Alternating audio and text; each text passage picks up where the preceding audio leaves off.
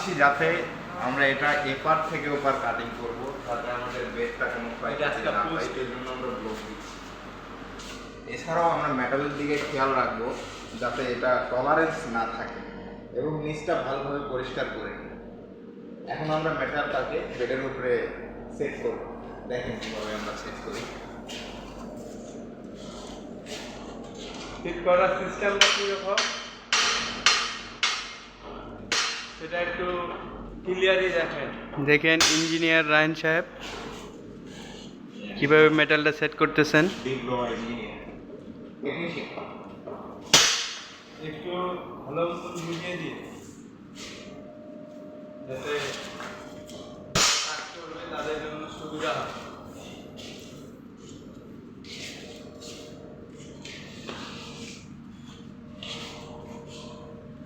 খুব সাবধানের সহিত কাজগুলো করতে হয়, কারণ একটা দুর্ঘটনা সারা জীবনে কান্না। যেহেতু সে বিয়ে করে নাই, তারপরও জীবনে একটা মায়া আছে, ভবিষ্যৎ রমণী কে হয়। ইন্না লিল্লাহ।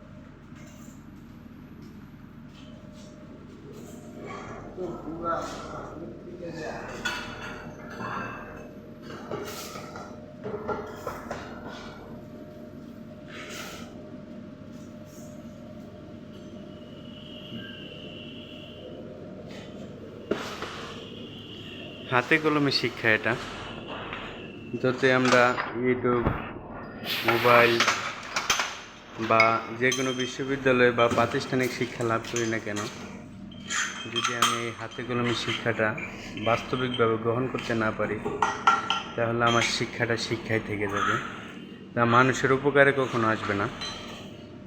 তাই আমরা আমাদের সন্তান বা ছেলে মেয়েদের টেকনিক্যালি বা হাতে কলমে শিক্ষা যেটা আছে সেই শিক্ষায় শিক্ষাদান করাবো,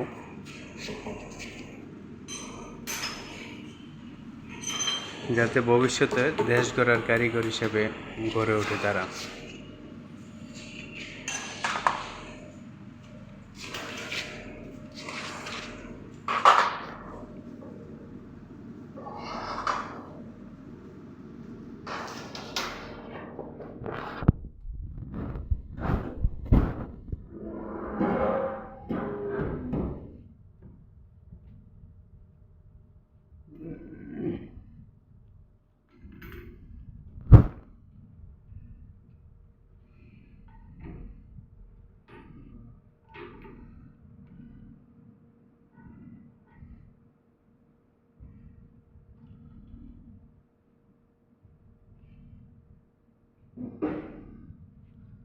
হ্যাঁ স্যার, এগুলো কি দিচ্ছেন আপনি এখন?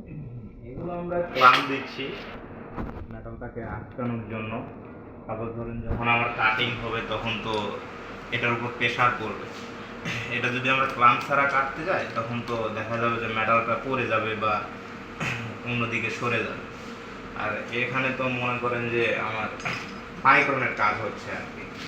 এটার মনে করেন যে টলারেন্স হয়তো বা 10 মাইক্রন বা 7 মাইক্রন এরকম, যাতে মেটালটা না নড়ে সেই জন্য আমরা ক্লাম্প দিচ্ছি আর কি, মেটালটাকে আটকে রাখার জন্য। চারপাশে 4টি ক্লাম দিয়ে আটকাই দেওয়া হচ্ছে, যাতে মেটালটা না নড়ে কাটিংয়ের সময় এবং কোনো রিস্ক যাতে না হয় সেই জন্যই। সবসময় সেফটিটা আগে, কাজের আগে তিনি তাই করে নিচ্ছেন।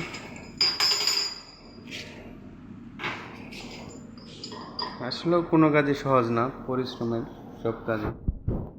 তারপরে একবার শিখতে পারলে সকল পরিশ্রম বা বাধা কিছুই আটকে যায় না। আমাদের ক্লাম্প করা শেষ। এখন আমরা মেটালটাকে টান, মেটালটা সোজা আছে কিনা।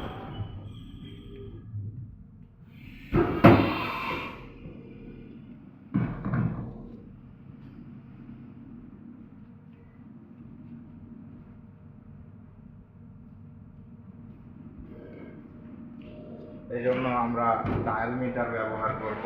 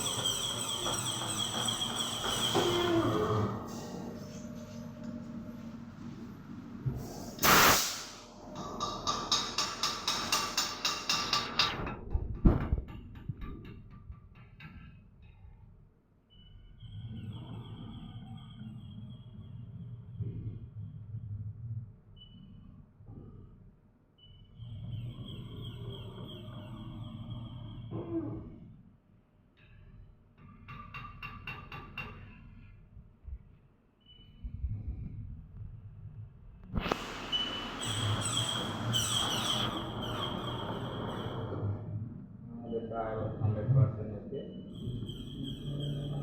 আমরা করবো কি প্লামগুলোকে একেবারে ফুললি টাইট দিয়ে দেবো।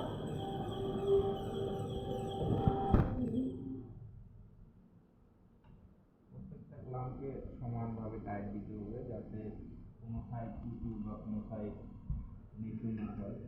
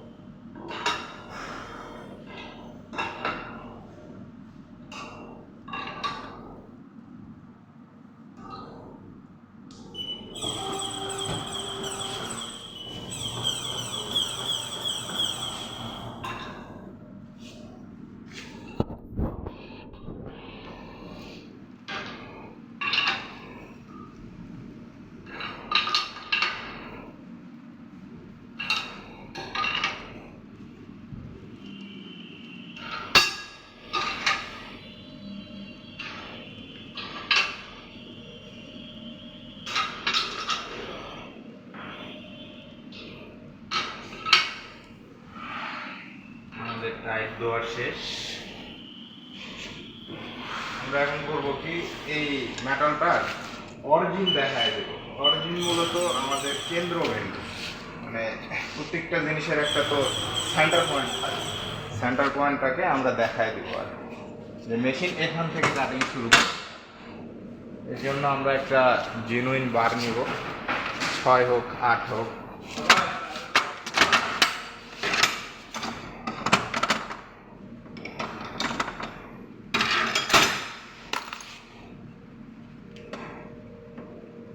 আমরা 6 mm বার ইউজ করি অরিজিনালের জন্য।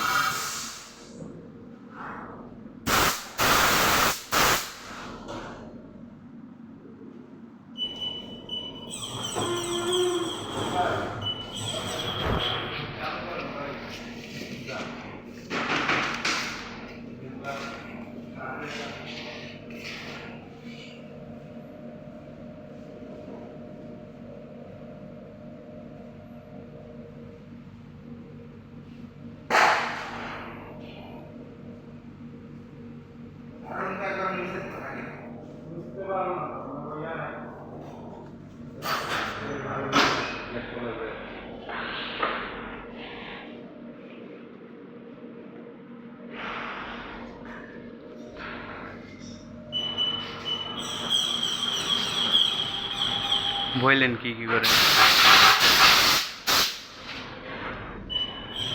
আমরা মূলত অরিজিন করতেছি এখন।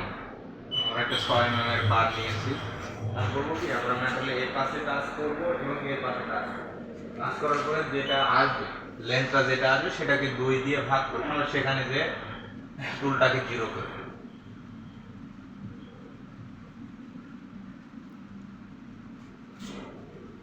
এই পাশে আমরা টাচ করলাম, এই পাশে আমরা জিরো করে দিলাম। আবার এই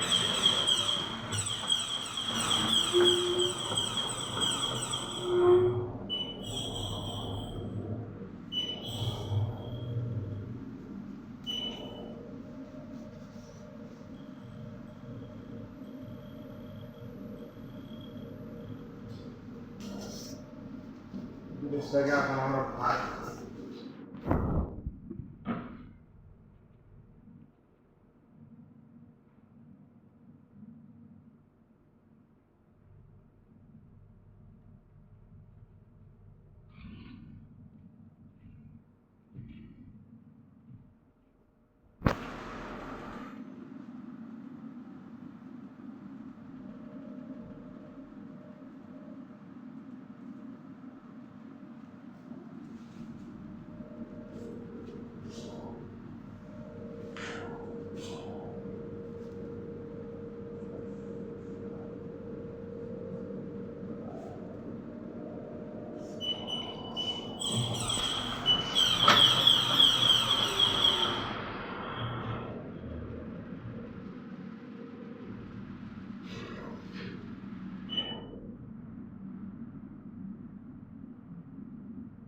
দেওয়ার পরে আমাদের এই ফলাফল এসেছে। আমরা এই জায়গাটাতে উল্টা জিরো করে দিলাম। এবং সেম ভাবে এইদিকেও আমার এই লম্বা বরাবর সেম ভাবে জিরো করতে হবে।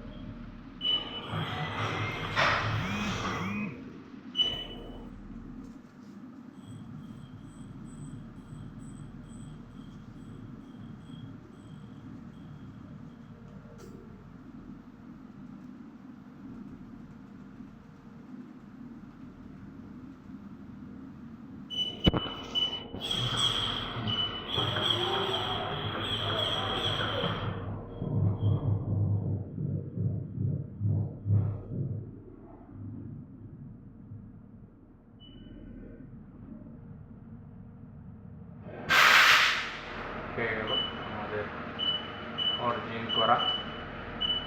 করা শেষে এখন আমাদের মেটালের মেশিনের কাজ শেষ, সেট আপ করার কাজ শেষ। এখন আমরা করবো যে সরাসরি কাটিংয়ে চলে যাবো। প্রথমে আমরা মেটালটাকে ফেস করবো, আর যেহেতু সারফেস উঁচু নিচু থাকতেই পারে, ফেস করার জন্য আমরা ফেসিং লাগাই দিলাম। এখন শুধু আমরা জেটটা জিরো করবো আর